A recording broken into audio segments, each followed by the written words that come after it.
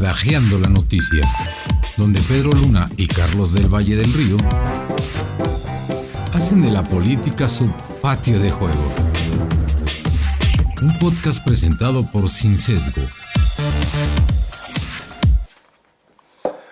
Hola, ¿qué tal? Muchas gracias por estar con nosotros en este Badajeando número 53. Ya vamos con 53, estoy aquí con mi amigo Pedro Luna. ¿Cómo estás, Pedro? Bien, bien. ¿Cómo va el país? Como que va tomando forma o nos va mostrando ya otra cara a Claudia Sheinbaum de cómo está visualizando su gobierno, ¿no? Pues parece, es que yo creo que yo sigo estando en la idea de que una cosa es lo que hace entre semana y otra cosa es cuando la ponen en orden los fines de semana. Tal vez es al revés. O tal vez la verdadera Claudia es la de la entre semana. Esperemos. Y la otra es la que pues no puede, no termina, también hay que decirlo, no termina el presidente López Obrador de entender que ya fue, ya, muchas gracias, Sí, ya dice estuviste. en su discurso dice que ya, pero en sus acciones no. Y yo creo más preocupante que otras cosas, los nombramientos en el gabinete. Lo que vimos la semana pasada con Gobernación, con Rosicela Rodríguez. Digamos que aquí ya fue casi un fuera máscaras, ¿no? Sí, con Ariadna Montiel en Bienestar, que es la que controla los programas sociales. La más importante. Y Mario Delgado en la SEP también. Mario Delgado en la SEP. Y el único que queda dentro de estos nombramientos que fueron la semana pasada es Omar García Harfuch. Sí, pero Harfuch que le dan un cascarón hueco. Que dice que va a tener la parte de inteligencia, dice que exactamente, está muy desmantelada. Pero también ahí leí algunos trascendidos que parece que se quiere mandar a la unidad de inteligencia financiera que quede a su cargo, que quede bajo la Secretaría de Seguridad Pública, que eso le daría mucho poder porque es, digamos, una herramienta muy fuerte que tiene el gobierno federal. Poderoso va a ser, pero puede ser poderoso intrascendente, sí, como es el caso del propio García Harfuch, ¿no? O sea, yo sí creo que él está condenado a ser un mirón de palo en el gobierno de Claudia Sheinbaum. Mira, a ver, la inteligencia, ¿en qué consiste la inteligencia en este país? Tú conoces mucho de eso y me vas a corregir. Pero la inteligencia que tiene que ver con seguridad nacional la tiene el ejército. Sí. Sí, no, lo otro es como espiar a la oposición. De hecho, se ha ido lo que era el CISEN, que era de Seguridad Nacional, se fue transformando y sobre todo en este gobierno tuvo una caída muy importante en sus tareas y pasó a ser algo más, algo distinto y no enfocado en temas de seguridad nacional, realmente. Eso las trae el ejército, Marina tendrá lo propio, ¿no? El tema de inteligencia siempre lo trae muy fuerte el ejército y lo tiene Marina. Sobre todo en los últimos sexenios la había tenido Marina porque tenía más que interlocución con Estados Unidos en el intercambio de información con las agencias. Era un poco más confiable. Era más confiable desde la época de Calderón, pero ahora habrá que ver, porque también lo que he platicado con personas que saben, que también están inmersas en este tema, es que la idea o lo que podría ser el nuevo CNI, el nuevo de inteligencia, sería un poco más enfocado a temas de seguridad como no nacional, aunque llevara inteligencia de más de corte policíaco, incluso regresando un poco a lo que fue la DFS, la Dirección Federal de Seguridad, o sea, algo de más de accionar contra el crimen. Sí, y de tener un control como lo tuvieron en esa época durante muchos años, que era dentro del gobierno federal era quien llevaba las relaciones con los... También hay que decirlo, Pedro, la Dirección General,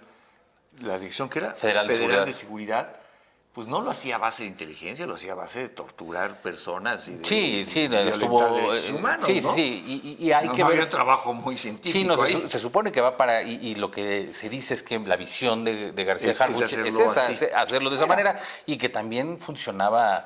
hay que recordarlo también como parte un tema de policía secreta, un tema político, claro, un tema de control. Y así se ha visto en estos años al CNI más enfocado en tener bajo control a la oposición, y tener controlados y tener vigilados a periodistas, a defensores de derechos humanos, a sindicatos, pero más que una tarea realmente de seguridad nacional, que sí creo que por la naturaleza de cómo se ha desenvuelto todo en la política y en el país está ya plenamente en el ejército. Ahora, si tú me dices que una de las posibilidades es que le pasen la agencia, ¿cómo se llama? Perdóname, se me fue, la de Hacienda, la de la UIF. la Unidad de Inteligencia Financiera.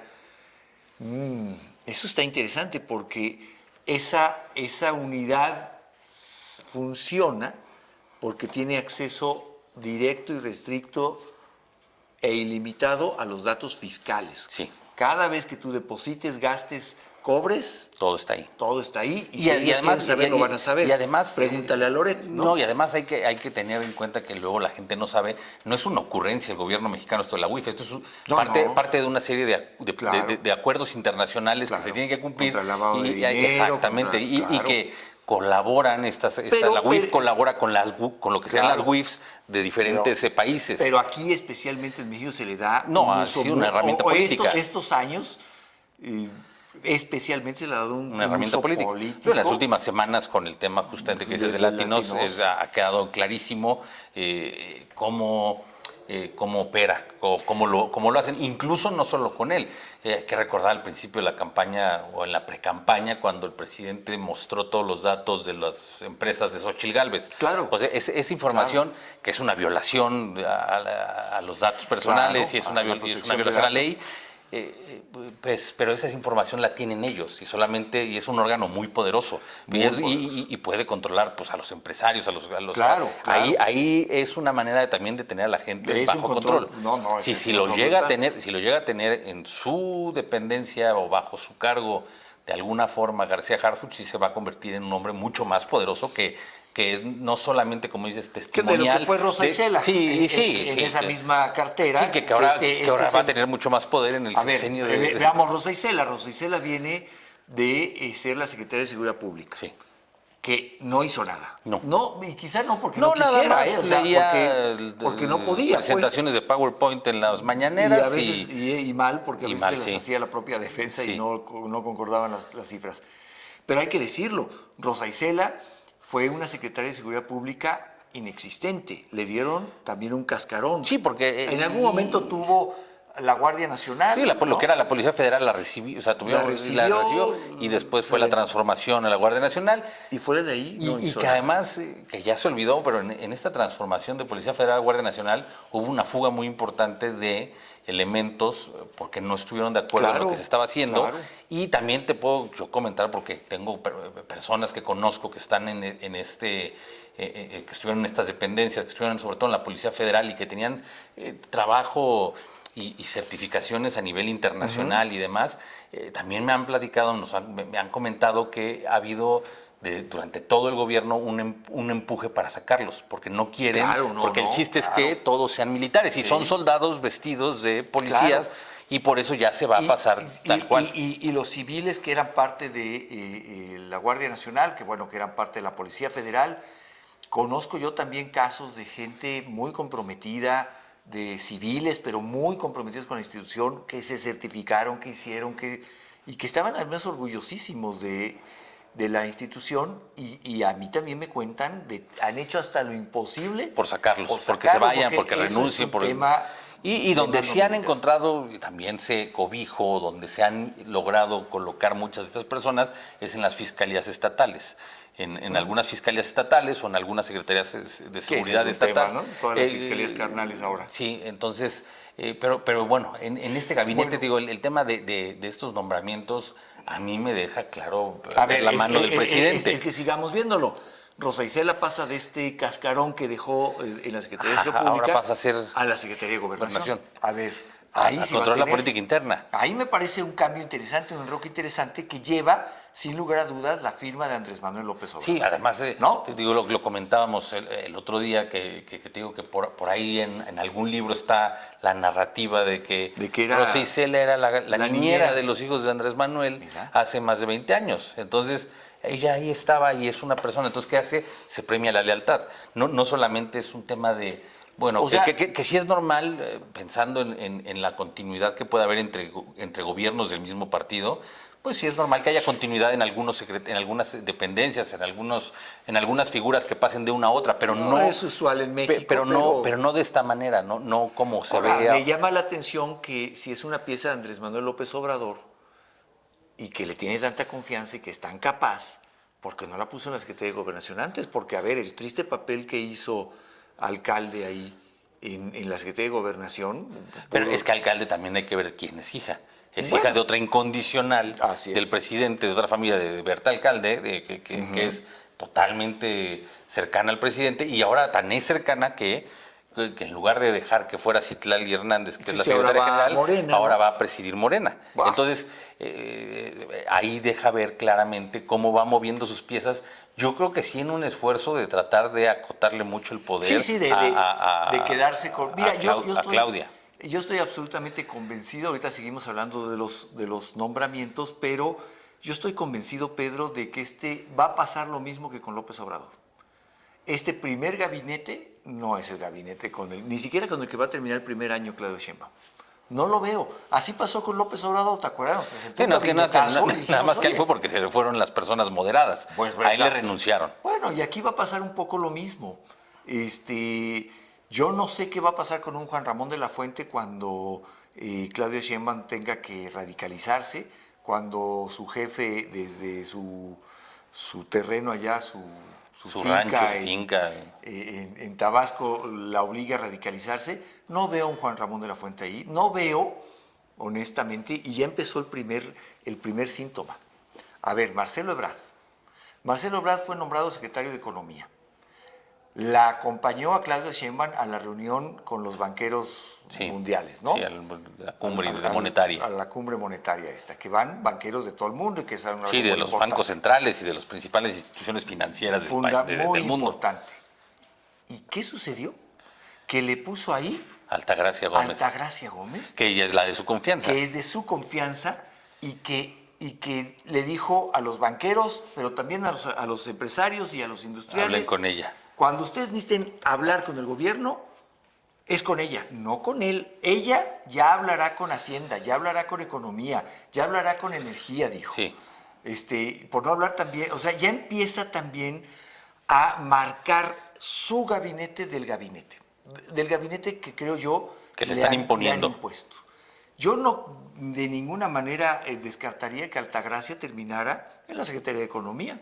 Sí, bueno, puede ser. Sería lo natural y de hecho se hablaba de ella. Se hablaba de ella y ahora la pone ahí. Además es muy joven y todavía puede que este papel que va a desempeñar, aunque ya tiene una carrera importante, a lo mejor en el sector es joven. Y en la iniciativa privada, yo creo que a lo mejor le falta un poco más. Bueno, yo creo que tiene con qué, es suficiente, por lo menos curricularmente. Es una mujer que no se ajusta a los perfiles del gabinete que tenía López Obrador. Es una mujer que estudió en Oxford, una mujer que estudió en la Economic London of School, una mujer que ha participado en consejos de administración de empresas importantes en todo el mundo. Su papá es empresario y ella es parte del empresariado mundial. Y de hecho es parte del consejo de Citibanamex, de asesores. O sea, tiene un papel importante. Y pasa lo mismo, me da la idea, Pedro, de que empieza a pasar lo mismo. Por ejemplo, nombró a un secretario de infraestructura. Sí. ¿Cómo se llama? A Jesús Esteban. Qué bueno que tú te acuerdas de todo. Jesús Esteban es secretario de infraestructura, lo que antes era comunicación y transporte. Sí. Ayer da a conocer su proyecto ferroviario, que dice que va a ser así su insignia, ¿no? Como fue el Tren Maya, ella dice... Sí, pero ella va de la Ciudad de México para arriba. Nosotros vamos para el norte con un tren que va a llegar hasta la frontera en Laredo y por otro lado nos vamos a desviar a Guadalajara. Me parece una buena idea. En todo su mensaje no menciona al secretario de Infraestructura. Menciona que esto va a estar a cargo de la Secretaría de Defensa Nacional y que la Secretaría de Defensa Nacional será la encargada, fíjate lo que dijo ayer, es hasta contra la ley esto, que la Secretaría de Defensa Nacional será la encargada de licitar y supervisar la obra. Ya le da un giro, ya no dice que van a ser ellos las que la van a ejecutar como fue Santa Lucía o como fue el Tren Maya. Ya dice que ellos la van a licitar, eso en la ley no se permite. La Secretaría de Defensa no es la encargada de hacer esas licitaciones. Pon tú que le encuentren una forma, cambien la ley. pero no deja de llamar la atención que en menos de una semana ya ha menospreciado el trabajo de 2 de sus secretarios, el de Economía con Rosalía Ebrard y el de que también de Jesús Esteban, aunque sí es parte de su equipo que viene desde la Ciudad de México, se hablaba más también de que le tiene ella un poco más de confianza, pero tampoco lo quiso poner desde el principio a Andrés Layuz, que de hecho suena para ser su subsecretario. Y además ahí hay que sacudirse los intereses de los militares, que ya encontraron cómo enriquecerse con las obras públicas. Vamos a hacer una pausa, Pedro, y seguimos platicando el gabinete te voy a decir, y otras cosas. El nuevo nombramiento ya salió. ¿Ya salió? Ya salió. Bueno, pues ahorita lo vemos. Regresamos en un minuto.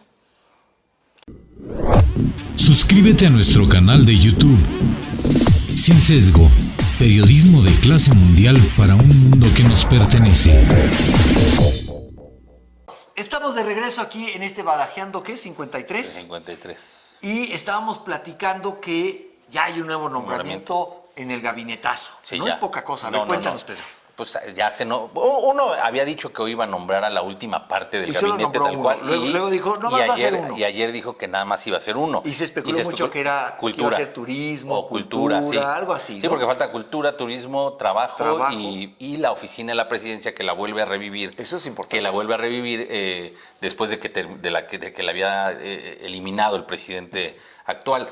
Que ese papel lo llevó al principio Alfonso Romo, que también era una especie de vínculo con los empresarios, pero también a mitad del sexenio dijo, yo ya me voy. Después de Romo intentó hacer eso Scherer, también pero si Scherer Romo muy metido en sus negocios. Y Romo dijo, yo me voy. Ahí se ven, ¿no? Sí, y hubo un alejamiento que fue clarísimo, pero ahora había y lo habíamos platicado en el programa, en el noticiero, que sonaba un personaje que era muy cercano al presidente, que era Carlos Torres, que es el que fue el superdelegado de los programas del bienestar y que también fue secretario técnico en la presidencia antes, y entonces también parecía ser que era una imposición más. Pero la sorpresa es que nombra a Lázaro Cárdenas Battel como nuevo jefe de oficina de la presidencia. Entonces, Lázaro Cárdenas Battel. Sí. Eso también es un mensaje político. Sí, es un mensaje muy importante porque es un coquete, un regreso hacia la pelea que había con Cuauhtémoc, que también en algún momento mucha gente cuestionó a Cuauhtémoc durante la campaña, que decían, ¿cómo la apoya? ¿Por qué está apoyando a Morena después de que lo maltrataron tanto? Hay que recordar que Lázaro Cárdenas también fue coordinador de asesores con el presidente, pero también salió mal. Lo maltrataron, salió mal, salió por la puerta de atrás. Y pues ahora la sorpresa es que... Y hay que decirle aquí a quienes nos escuchan la importancia de la oficina de la presidencia. Ese es el hombre de los hombres más poderosos en otros países esto se llamaría como el jefe de gabinete, o el chief of staff. O sea...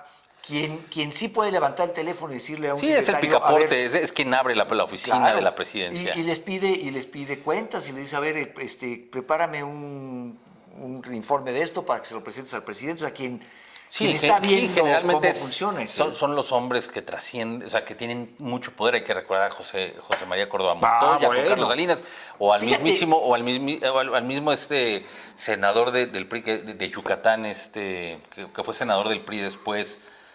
Ahora no recuerdo el nombre, pero que fue el secretario particular de Miguel de la Madrid. Caray, me voy a acordar. Si no te acuerdas tú, que te acuerdas de todo. Ahora olvidé el nombre. En lo que te acuerdas, yo creo que... El último que yo sí sé, y también te digo, por experiencia personal y supe el poder que tuvo y que controlaba, era Aurelio Nuño, como jefe de la oficina de presidencia, además en este tema del Pacto por México, pero son hombres que tienen mucho poder. O sea, el ser el jefe de la oficina de la presidencia habla mucho también de la forma de cómo está conformando su equipo Claudia. Esto sí es una señal para mí, me parece... que si hay un intento de ella... Emilio Gamboa. Emilio Gamboa, patrón. Nuestra productora se puso las pilas, no nos dejó en ridículo y ya nos dijo Emilio Gamboa. Sí, que fue muy poderoso también. Él era el que abría la puerta ahí en Los Pinos. Pero no solo es abrir la puerta, porque no es... El decirle abrir la puerta... Es un hombre que que puede llamar a cuentas a los secretarios. Sí, además. ¿Qué está pasando aquí? Sí, porque es el que está todo el tiempo con el presidente o con la presidenta nueva, es quien va a estar ahí atendiendo todos los temas. Me parece, fíjate, Pedro, un nombramiento... A mí se me hace positivo. Muy positivo, se me hace muy inteligente, sí. Porque si algo no ha mostrado este hombre,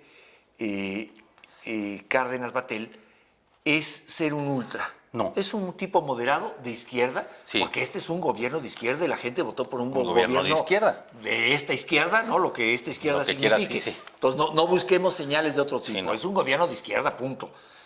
Este es un hombre de izquierda, de una izquierda respetable, histórica, como la que encabezó su padre y su abuelo, ¿no? Sí. Sí, lo que fue el movimiento cardenista. Eso, que tiene una huella profunda en nuestro país. Pero a la vez no es el ultra que se va a las alabanzas al Tlatoani.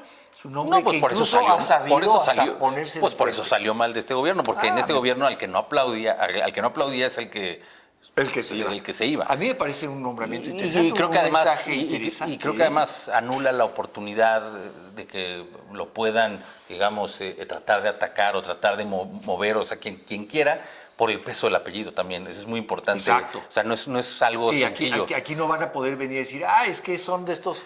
Que pasa mucho en Morena, cuando le salen mal las cosas, dicen, es que en realidad era un panista. Sí, es que él viene... Este hombre viene del cardenismo, tanto como que se llama Cárdenas. Pues entonces, nomás dime de dónde más. Creo que es una señal, pues puede ser de justamente este tema de tratar de contrarrestar la imposición, y yo vería más bien manejando el tema político en lugar de Rosa Isela, Lázaro Cárdenas, porque yo lo veo, vas con mano. Se me hace que tal vez va a terminar siendo un... Se habló, yo llegué a escuchar, llegaron de estas listas apócrifas que circulan mucho, llegué a escuchar a Cárdenas Batel en Gobernación también. Sí.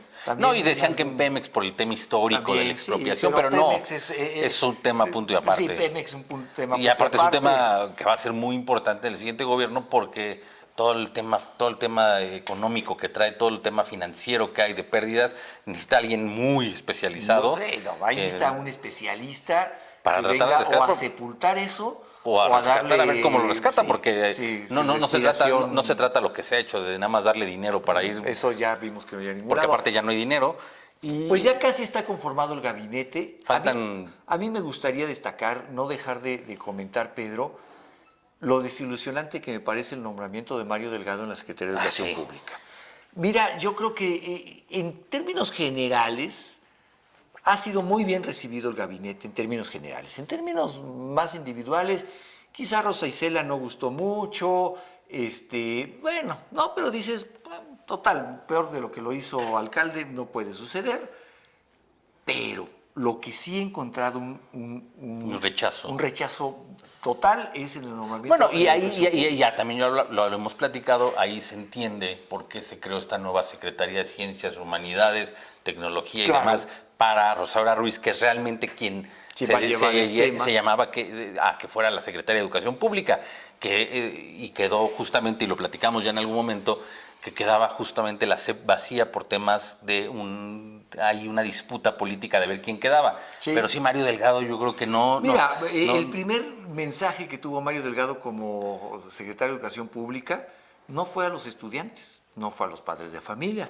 fue a los sindicalistas, ni siquiera a los maestros. Sí, no, se refirió a los sindicatos y dijo, las dos centrales obreras que tenemos, quiero transmitirles la seguridad de que vamos a tener un diálogo fluido.